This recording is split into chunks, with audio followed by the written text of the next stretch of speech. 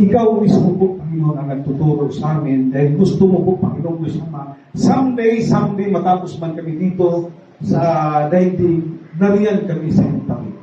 At Lord, pinasalamatan kita po, Panginoon, Diyos Ama. Pinasalamatan na kita dahil kumilos po ang banal na Espiritu Santo. Pinag-ugnay-ugnay mo po, mahigpit na pag-uugnay niyo po ang buhay po namin sa spiritual. Salamat, Lord God, hallelujah. Hindi huling lahat, hindi paghuhukom ang napapala po namin, kundi katuruan po, Panginoon Diyos Ama.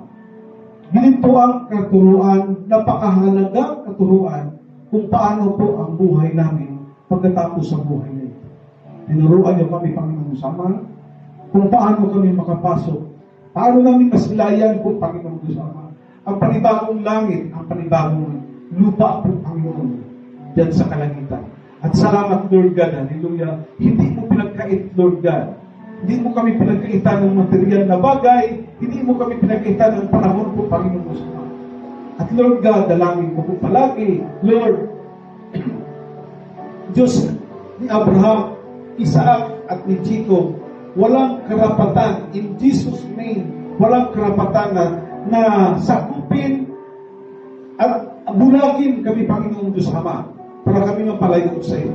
Panginoong Diyos Ama, dalangin ko, through the power of Holy Spirit, in Jesus' name po, Lord God, manatili po ang banal na Espiritu Santo, maging gabay po namin ito araw-araw. At Lord God, pinasalamatan kita dahil aside sa Holy Spirit, Lord God, na pagkilos, nariyan po, Panginoon, pinahintulot niyo po sa amin, gamitin ang makapangyarihan, matamis na pangalan ni Jesus po, Panginoon. At salamat, Lord God, hallelujah. Binigyan niyo kami ng kagalingan.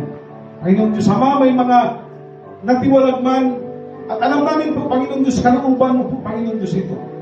Sinusubok niyo sila hanggang saan po kung wala ang Diyos sa kanila.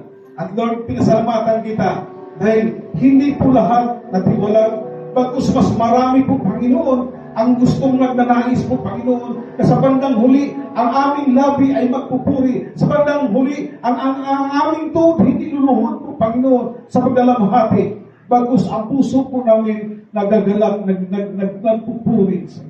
Salamat po, Panginoon Diyos Ama, sa dahil binigyan nyo, pinagkaluban nyo kami, Panginoon, ng kalusugan, pinagkaluban nyo kami ng gabay araw-araw, at higit sa lahat po, pinakumbaba nyo po ang aming puso para kami po maglingkod sa iyo. Salamat po, Panginoon Diyos Ama, sa pangalan ni Jesus.